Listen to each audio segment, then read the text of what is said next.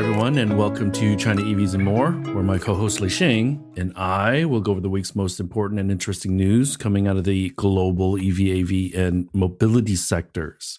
What Lei and I discuss today is based on our opinions and should not be taken as investment advice. For those that are new to the show, welcome. And to our loyal listeners, welcome back. We ask that you please help us get the word out about this podcast to other enthusiasts, and of course, tune in again next week. My name is Tu Li. I'm the managing director at Sino Auto Insights, a global management consultancy that helps organizations bring innovative and tech-focused products and services to the transportation and mobility sectors. I write a free weekly newsletter that we pull many of our discussion topics from. You can sign up for it at sinoautoinsights.com, which I encourage you all to do. A just returned from the north, Lei, can you please introduce yourself? Yes, north of the border, I guess. This is Lei Xing, former chief editor of China Auto Review, and this is episode number 156. Well, happy International Women's Day. Oh, it's Women's Day. Okay. I'm not sure if the U.S. celebrates it, but it seems like, when it's a big holiday when we were in China, right? It's yes. 女神节, it's a pretty big holiday, but yes. But then it's like for the 364 other days, it's Men's Day. Anyways, and where do we begin? We have the axe fallen a little bit on the EU side of the China EV probe, while the US, we just had the Biden State of the Union address, and obviously China was big topic. Front and center, yeah. And TikTok's poking the bear again. Yeah, and I guess we start off there with this registration announcement from the EU Commission. So hold on, let's sort out the timeline. So late last year, Ursula von der Leyen, who's the head of the EU, they made an announcement about an investigation that they were launching into anti-subsidies for Chinese electric vehicles. And the combination of the challenging economy in China with sales kind of plateauing on the EV side or NEV side, increased exports into Europe has really pushed the topic into the forefront. So this week, it sounds like they're leaning towards tariffs. So go ahead, Lei. Yeah, so that was her own kind of the State of the Union address where she announced that probe. And the word being used is injury to the European auto industry, right? And then on, I guess, the timeline a little bit, on February 20th, this Alliance of American Manufacturing came out with a document basically saying that the existential threat from China EVs. And then 9 days later, Biden came out with a statement on the national security risk for the U.S. auto industry. We talked about it last episode a little bit, but I guess the way to describe it was... And let me say this, Lei. Obviously, with Biden, there's a certain amount of self-interest because he has attached himself to pro-labor. So. With Michigan and Ohio being these swing states, I mean, that statement was obviously really made for the voters, basically. It's kind of like on the EU side, it's cutting off the tails, whereas on the US side, it's cutting off the head. So to describe it, because in the US, China EV has not come in yet, at least not the indigenous brands, whereas in the EU, they're already there. And now you're seeing this action taken. And the faucet seems to be turning bigger. Yeah. And on the U.S. side, I guess the next action step is for the Commerce Department to kind of conduct their own investigation. And the eventual outcome, and several senators already put out statements that they want to just basically add tariffs, 100%, 125% tariffs, according to some. I think, was it Marco Rubio that said 125%? Was it was either him or Hawley. There's another senator. So I think it's probably a foregone conclusion that we're going to have increased tariffs. But I guess on the U.S. side, the fact of the matter is that they're not here yet. So, here's what's happening, Lei. in the USTR is looking at scenarios at different tariff rates. Yeah. So if we assume that 25 is the floor and there's a decent likelihood that they will increase, they're probably looking at 40, 50, 60, 80 and are looking at how that's going to affect the US economy, how that's going to probably trigger some form of retaliation. And they're gaming everything out, trying to play 3D chess. But I've also been told by actually multiple sources now that Mexico backdoor is going to be closed by either administration. So they're trying to also cover up any potential leaks or opportunities. Now, in the US, where that leaves the US 3 with regards to batteries is a head scratcher because they can't build affordable EVs. And I had a discussion, you know this, Lay. I had a discussion earlier this week. Yeah, for Reuters with Henry Sanderson, Steve Levine, and Ilaria Mazzocco. And we talked about this stuff. And you and I know, and I think the close watchers of the EV sector over the last several years knows that this is not even a race.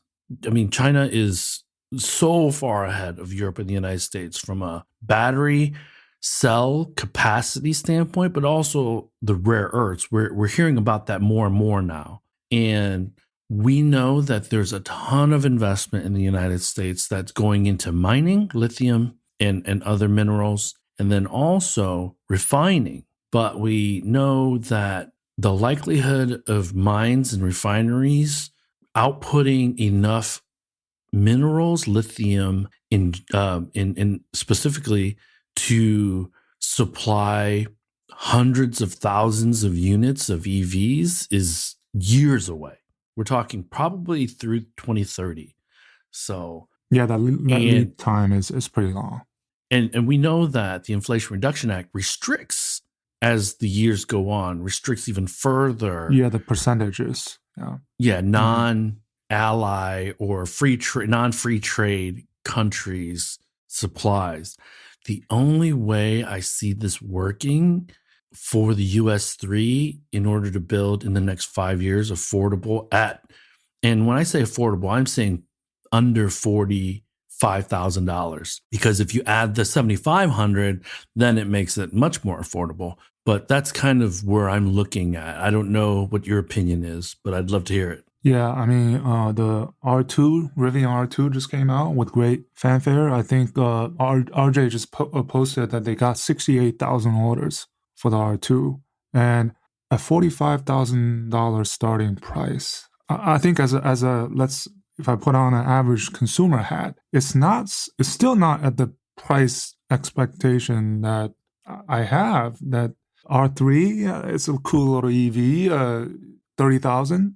25,000, can it get there? It's still not there yet, right? In terms of affordability, right? That's, I think, as a consumer, any country, any market. The one thing that is important, Lay, is that there was so much hype for this R2 and R3. That was only one product over the last several months that has launched. This happens in China every week. Every day. So, and yeah, exactly, every day. And so if we had a handful more of startups that brought excitement to the sector, I think we would see a ton more demand growth because, again, I think the determining factor is the price point. And the R2 at 45, that means the R3 needs to come in at around 35, I would think, in order to not steal customers from the R2. So, but the R3 is much smaller than the R2 as well. So, well, considering Rivian is still kind of a premium off-road brand, so it's not a Volkswagen or it's not a Toyota. Now, one thing I wasn't clear on, Lay, are they not building that Georgia factory or they're delaying it? I think it's the delay. Okay. I think it's a delay that putting the R2 in Illinois first, most likely the R3 in the Georgia plant to kind of move up production delivery, I guess. Because we know that they're still having challenges of manufacturing. And we're talking 10,000 units a month problems. So if the R2 doubles, let's say it's a 2-to-1 ratio from R3 to R2 sales or R2 to R3 sales, there's going to be another, R1, sorry. Yep. There's going to be a step function. So if they're selling 10,000 a month, they're probably going to be selling a total of 30,000 maybe. And I'm making all these numbers up, right? But there's going to be another learning curve for manufacturing because it's not incremental increase, but the speed of the lines in Illinois need to increase significantly if they're building times 3 of what their current volume and capacity is. So there's a lot of challenges. And the one thing that we should also note, GM, Ford, Stellantis, Kia, Hyundai, they will not be sitting around. They're going to have revised versions of their crossovers and midsize SUVs, at least in hybrid form, if not full BEV form, hopefully. And they have to compete at that $45,000 price point, not to mention Scout, the Volkswagen brand that's being relaunched, is going to have a vehicle by mid-26 as well. Yeah. And then back to your earlier question, is really this protective measure that are now in place in the EU and the US, I would say the last frontier for the Chinese EVs. And the time that you talked about, that they will buy 1 year, 2 year, 3 years, how would that help? It's not that clear in terms of getting out these affordable EVs. It doesn't. I'm going to be less optimistic and diplomatic than you. I haven't seen any changes living in Metro Detroit. So I'm within 7 miles of Stellantis or headquarters. I haven't seen any real changes in culture or speed at which decision-making needs to happen. Yeah, so. And we talk about the hurt factor. I mean, there's from the Chinese EV perspective, but we also have to talk about the hurt factor on the GMs, the Fords, Teslas, Stellantis. If they were to bring the Leap motor into Europe, how does that equation work, right? There's all these different interests. This really gets complicated because if I'm NIO, XPeng, BYD, Chinese branded, Chinese built, they're talking about potentially having a higher tariff than if I'm a MG, Chinese owned, Chinese built European brand. So the tariff structure in Europe could get really complicated. Yeah, well, my understanding is that MG is included in that registration because it's made in China. No? So, right? But this is the important thing. They have until July until they're going to announce what the actual penalties are going to be. And you had mentioned retroactive. And so they're tracking current vehicles in Europe, and they could slap a retroactive tariff on those. Yeah. So there could be severe penalties on that stuff. But my mole's telling me that the Renaults are pretty, what's the right way to say this? They're endorsing these restrictions, whereas the Stellantis and the Volkswagens, they're not, because they have a horse in that race. Because Volkswagen said that they're going to be shipping ID4s and likely going to be shipping or helping ship XPengs or XPeng engineered Volkswagen branded vehicles into Europe. Stellantis already said, we're shipping Leap motors. We're thinking about building them in Italy. And you know for a fact that there's likely going to be Leap motor technology in future Stellantis vehicles that are driving around in Europe as well. And the Cupra Tavascan is going to be produced in the Volkswagen Anhui this year and exported.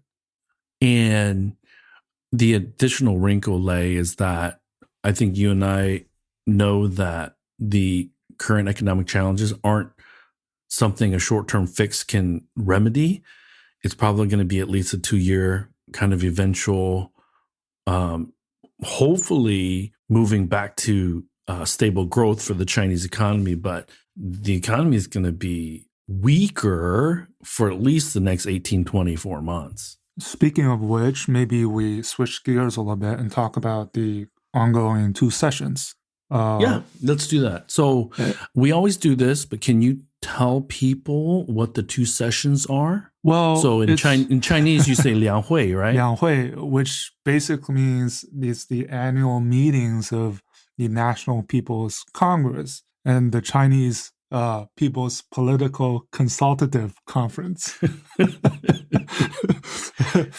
Basically, the premier would give a government work report for the past year, puts out an economic growth target, which was 5%. I think it was a lot higher than expected. And then all these people that are Western analysts don't think they're going to get to 5. Yeah, it's just a number, right?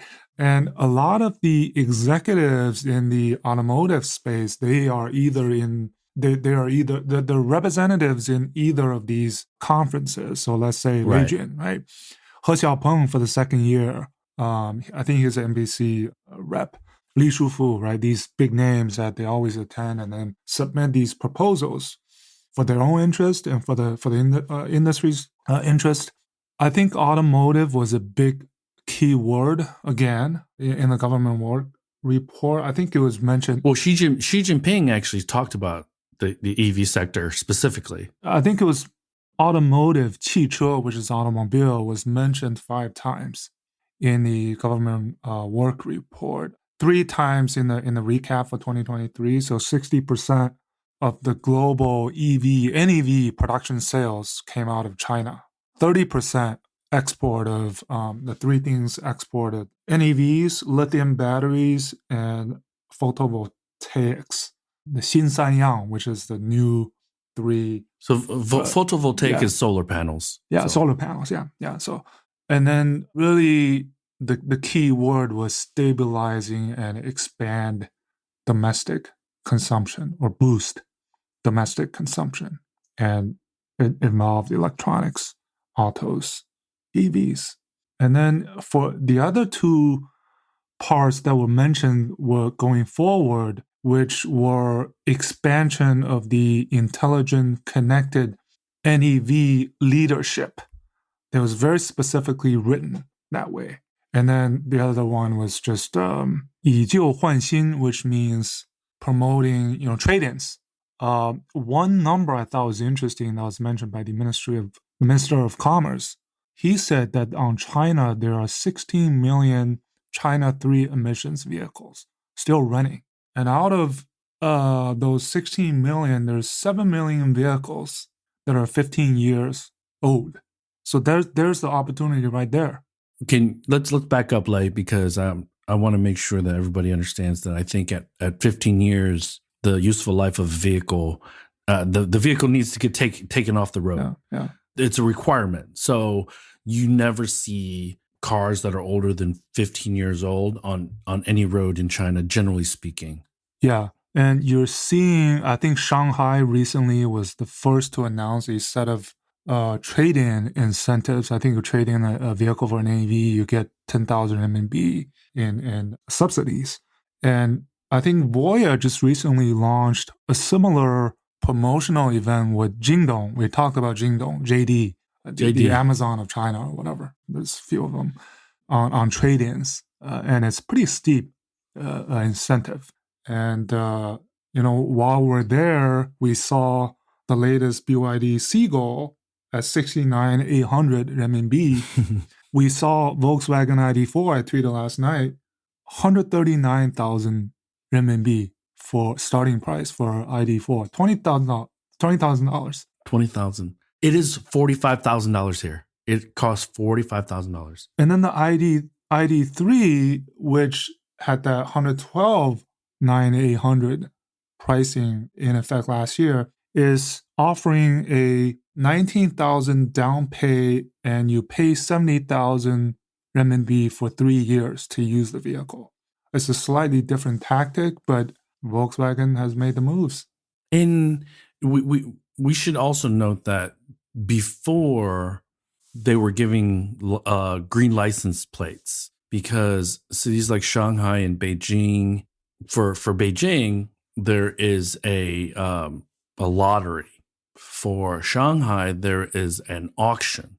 And in the past, if you wanted to buy a car for yourself in Shanghai, a license could be a 15,000 to 20,000 US dollar expense from the auction. In Beijing, you just put your name in the auction or the lottery, and you might never get picked, because in Beijing, I think they give 20,000 license plates a month. So, but those incentives have gone away, at least for hybrids, because in the past you could buy a hybrid or a BEV and get a license plate. That's gone away in Beijing. In Shanghai, I think BEVs for Shanghai, you can still get a license plate, but they've dialed down a lot of those incentives. And so if you're wondering why the price wars are piling on, it's because also these extra incentives are being kind of taken away from the consumer or the manufacturer. So Yeah, so I think the message is continuing boosting this kind of domestic consumption through these, whether it's a bloodbath, whether it's incentives like Shanghai, which I expect other cities to follow, maintain at least that consumption going. 5%, right? 5% GDP. you saw that Polestar cut for like 100 cars. They Yeah. gave an incentive of like 6,000 US dollars. And NIO, I'm still getting messages from NIO fellow that on 2023 certain inventory you get like 60,000 RMB incentives. And we should talk about the NIO a little bit, right? The better than Model Y. I mean, on the same day they announced the earnings and Li Bin talked a lot about it. That's certainly coordinated. That spy photo came out, right? Push that message and narrative.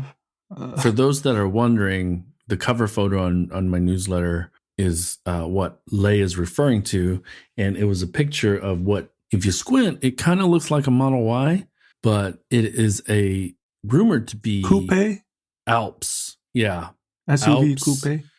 And this Alps, on the rear window, it says "Bi Model Y Geng Bang," which means better than a Model Y. And the other part of that rumor is that currently a Model Y costs around 250, 260,000 RMB. The Alps is supposed to hit well under 260, like closer to 200. And if it packs the NIO features, or some of them, many of them, then the Model Y is going to be out-featured and outpriced by this Alps vehicle alone. So, well, it's the first model from, let's say, the NIO group, not the NIO brand, but the company that is going to be in the 200,000 RMB range. And Li Bin talked about it being 10% cheaper. It wasn't very clear whether it was from the cost perspective or pricing perspective, but he mentioned something that they didn't need to get to 1 million units of capacity to get to that type of cost advantage, which I take in with a grain of salt. But yes, the pricing, I would expect it to be somewhere between starting price between 200,000, 250,000 RMB. Yeah. And two things that I'll mention. There was an article last week in the Wall Street Journal, I think you might have read it, Lei, that goes into how fast the Chinese EV companies are moving, how quick they refresh their models. It's a great, great article for those that have not read it yet. We're talking, so there was a scenario and they had called out NIO and said, I think they put 3 orange chips in an ET or ES8, and the third chip was not being used until they finished the software. They flashed the software, gave an over-the-air update, and then the third orange chip was being used for its tops, for its processing capabilities. So where the traditional automakers aren't likely to put parts or systems in that aren't activated immediately, these guys are out innovating that way. You know what? We're product planning 18, 24 months ahead, and we know that the capability currently for the vehicle is there, but the software isn't. So in 6 months, we're going to flash via an OTA update, and then we're going to create new features because we already have the hardware in the vehicle to support it. And Tesla does similar things, but this is what EV and tech-focused companies do, and the automakers are kind of, again, flat-footed, right? And it looks like NIO is catching up rapidly on that NOA feature. They're rolling out this NOP Plus. I just saw a tweet that in how many cities? 700 cities in China? Yeah. I could be wrong, but right, this is a area of competition that we often talk about, right? This autonomous driving assisted, which is quite cutthroat. Well, you had mentioned that the whole autonomous vehicle was mentioned in the Lianghui, and not 24 hours later, Baidu or Apollo announces that they have a 24/7 service in Wuhan for robotaxis. Yeah. So for the foreign governments, the European government, the US government, you take your eyes off of EVs for 1 second and put them onto autonomous vehicles. That's also where the Chinese are really, really forcefully and aggressively moving into commercializing, or at least widening the pilot programs across the country. And Pony, AutoX to a lesser extent, because I haven't heard a lot about them lately. Deep Route was here in the US presenting at NVIDIA, at the NVIDIA conference. So if NVIDIA is bringing in Deep Route, they're legit. NVIDIA is not going to bring some random startup, to their developer conference. So for those that don't know about the Chinese autonomous vehicle companies, write down Momenta, Deep Route, Pony, WeRide, Apollo. These 5 or 6, along with what's that Hao, which is the Great Wall system. And then that's on the robotaxi side. There's commercial trucking. There's within the docks for the shipping, where Too Simple is a little bit, but it is mind blowing, and I'm looking forward, and I'm sure you are too, getting back in these robotaxis when we're in China to see what their progress has been. And I took my eyes off, like I tweeted, that I felt a little bit of FOMO because I took my eyes off of catching up on what's happening in China. And it's like, damn, 4 or 5 days, 3 days. You basically had an all-nighter because you're like, man, I need to freaking catch up. Right? Yeah, and it's like, man, so much has happened. And there's 365 days a year, and I'm 3 days not paying attention. Well, and we were kind of lulled into restful situation because of the Chinese New Year, but now we're back in full force. And the Lianghui always kind of puts business on pause for a little bit. But what's funny, Lei, is I'm in chat groups, you're in chat groups. And how do I know Lianghui is happening? People start complaining about their VPNs. Exactly. Oh man, which country are you guys VPNing in from? Like, oh my god. And so and there's also the joke that every time they're doing the Lianghui, the sky gets bluer because people trade. Yeah. So which means yesterday, we don't want to get into it. Well, yesterday it was supposed to be a very windy day in Beijing, and I heard it was a beautiful day. So now that mattered more 7 or 8 years ago when the pollution was still really bad in Beijing. There's speaking of Lianghui, there's another, I think, important news that came out was the director of the State Assets Supervision Administration came out and said the 3 centrally administered automotive SOEs, FAW, Dongfeng, Chang'an, they are being, so this assessment mechanism, they will get this preferential mechanism, meaning that their performance on NEVs, it'll be a little bit lax because they're essentially administered companies. I thought that was interesting. They're just basically getting the preferential treatment. That's what it was. And considering that Hi-Fi is courting Chang'an, it's all connecting the dots, I think, of maybe they're willing to let these state-owned companies be a little bit, aggressive, but with their NEVs, maybe not as established or better than some of the others. They're allowing that to happen. So that was a bit of an interesting news, I think. And we know that this is the obviously right time because Liang Hui, there's probably a lot of horse trading going on, or at least trying to convince. There's probably a lot of sales pitches going on. And I think it's important to remember that SOEs, their main role is not necessarily to be profitable, but to keep people employed. The three SOEs combined their sales targets group, including joint ventures. This year is 9 million vehicles, close to 9 million vehicles. That's a third of the market. Third of the China auto sale. So it's very significant in the kind of the healthy livelihood of these companies. So anything else you want to talk about? There was a little bit of coming out of that mega launch. I'm sure you've seen this. Flipped of the script of these people returning orders for the mega. This is a very, and these things, social media about this mega looking like a coffin, which have really irked, not only Li Auto, but their competitors, that these type of discussions and the fact that these are being circulated on social is really disgusting. But there seems to be that mega is not so well received after all. I think Yes.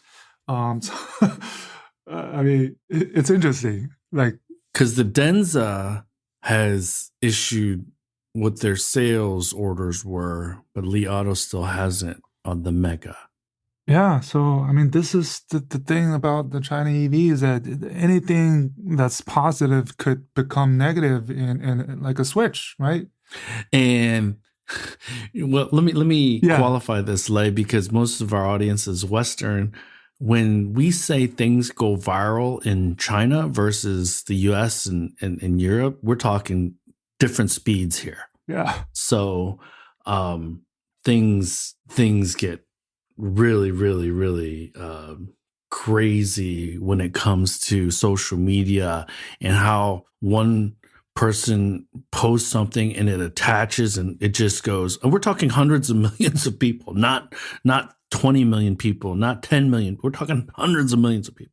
Yeah, and the other thing that's going viral is this beef between Ding Lei and YT Jia about one suing the other counter suing about IP infringement, and so let's back that up. Ding Lei is the Hi-Fi founder, CEO, and founder, and formerly Faraday.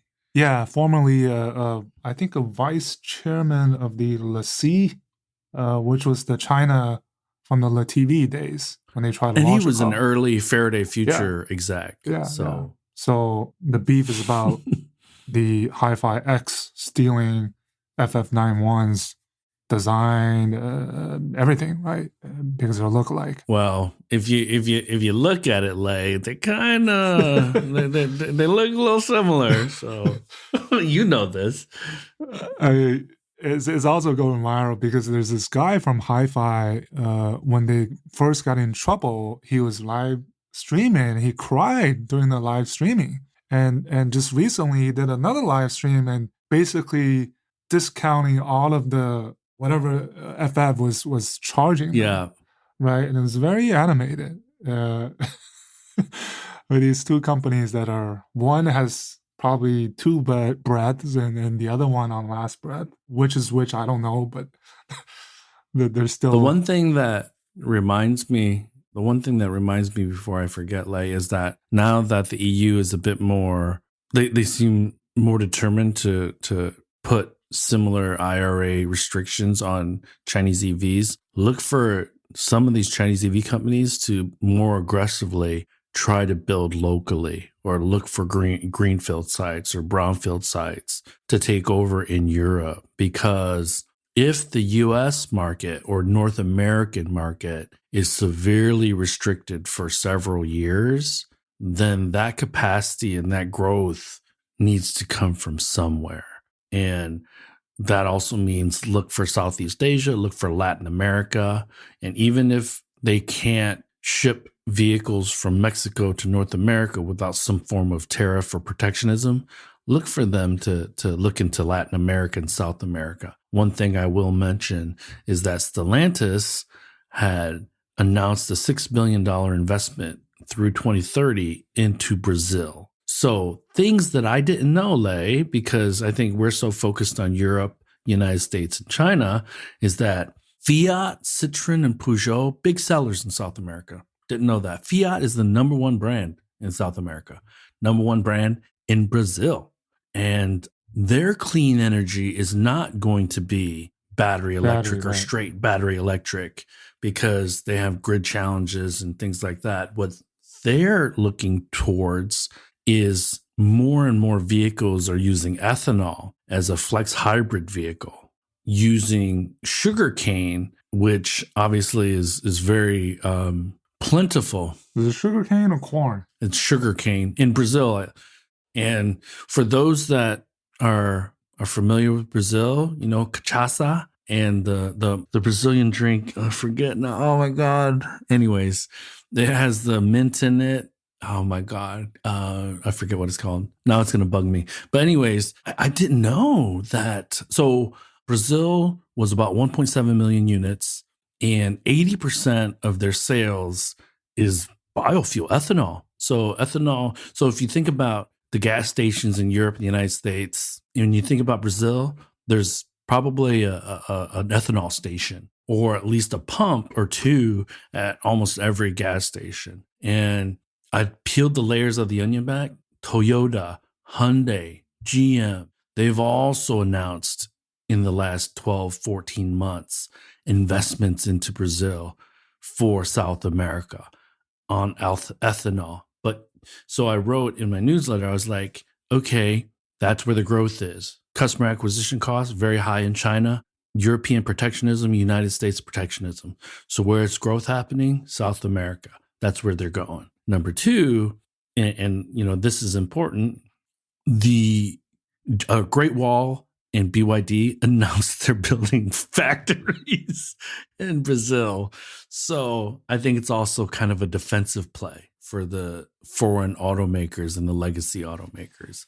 So we're only in the very early innings of how the global automotive sector is going to evolve. So it's going to be fun. Grab your popcorn. This is going to be a fun time. The last thing I'll mention, speaking of death, we have the return of Judo, Geely and Aima, which is a scooter, kind of the e-scooter brand in China, is bringing this Judo little low-speed EV back. Nobody dies for certain.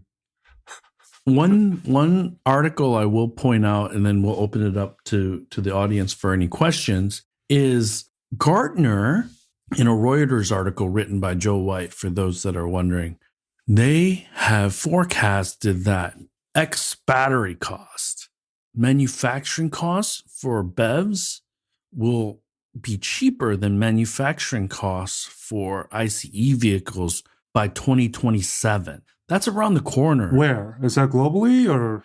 Yeah, just like in the West, basically.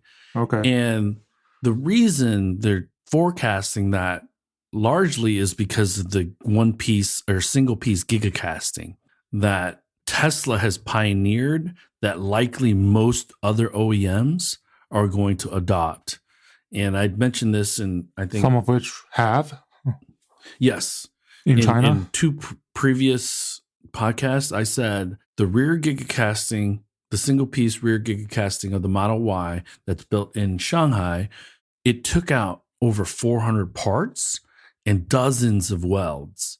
So if we're thinking about this from a supply chain standpoint, the tier 2 through tier 4 suppliers are going to get devastated, because if they do it to the front and then GM, Ford, Stellantis, Volkswagen Group also move to the single piece, wow, the supply base over the next 3 or 4 years is going to be, I'm talking globally, devastated. All the tier ones, there's a huge headwind. If you look at their recent restructuring, spinning off, right, the Bosches, Magnas, Contis, right. I just wanted to mention that.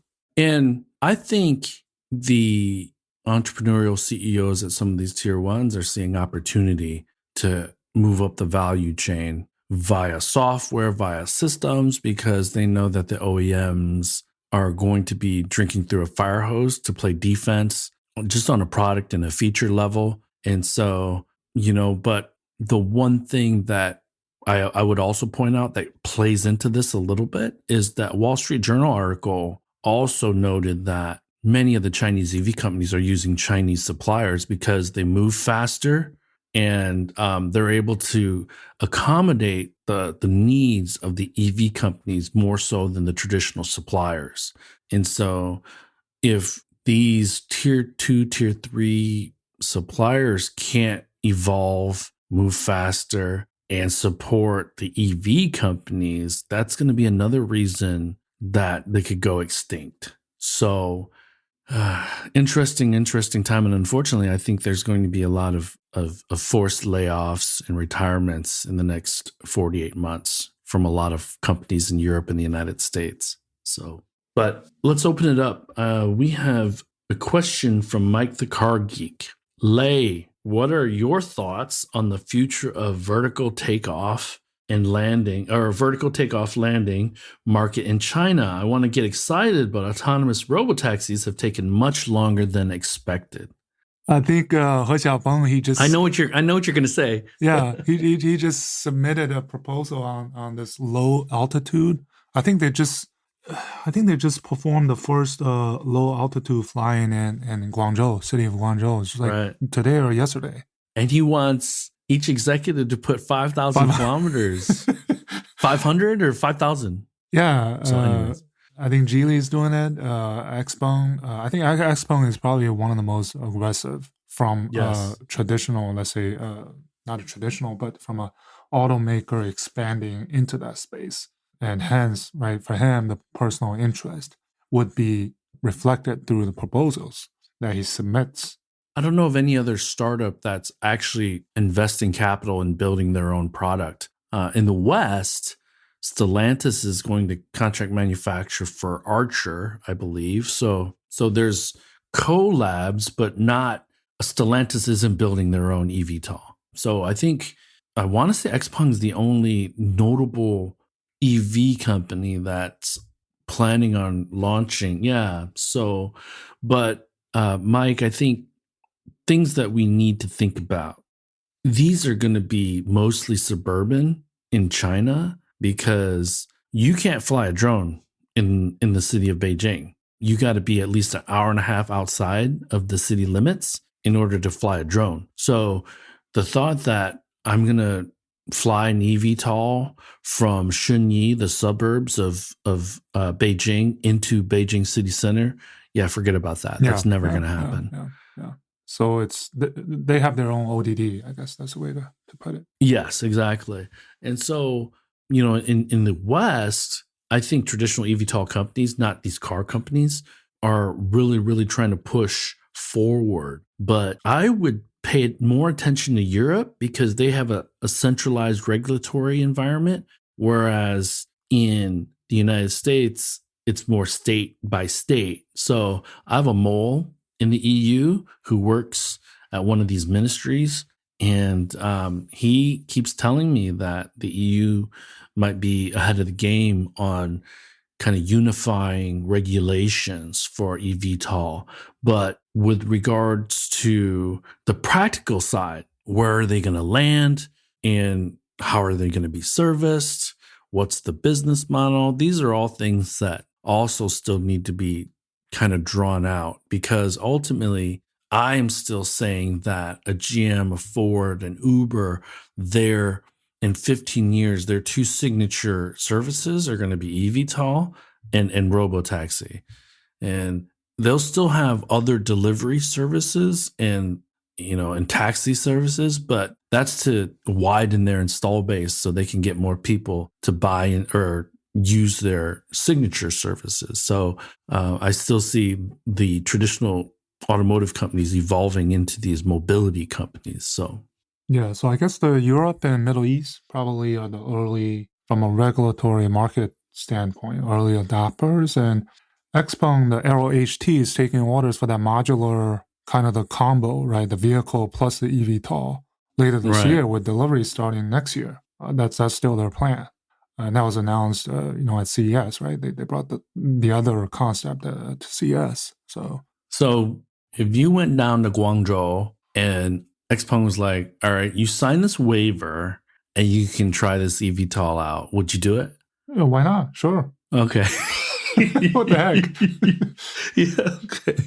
Oh man. Yeah. So somebody asked me that. I was like, oh man, you didn't have to ask me like that.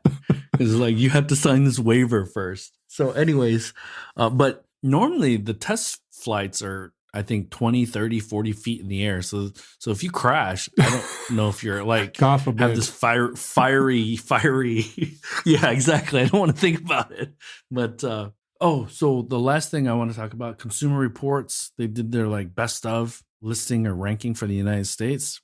6 of the top 10 vehicles were hybrids. The seventh vehicle was the Model Y. So the thought that the United States doesn't want clean energy vehicles, that needs to be put to bed. Well, energy saving vehicles, as China would call it, right? Hybrids are energy saving, not NEVs. Yes. The issue is affordable, not anything else. So. I'm very happy with my Santa Fe hybrid getting 600 miles of range. And so how many? So is it a plug-in or is it a light? No, it's just regular HEV. Okay. So see, I'm totally confused. So does the electric motor power the wheels?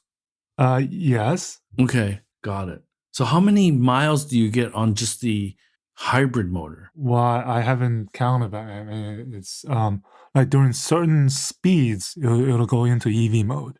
Oh, okay, got it. That's how it helps kind of the save. Okay, Mingbai. Okay, so cool. So next week is 315. If you remember last year, nobody got shamed on 315. Oh, right. The March 15. Right. I don't know. We'll see about this year because China is trying to drive that consumption of NEVs, right? So no bad news, right? It's good news. So 315 is 315, which is Consumer Day in China. And consumers' rights. Infamous former targets of Consumer Rights Day, Ford. I think Volkswagen was once. Volkswagen was a big one in 2013. Yeah.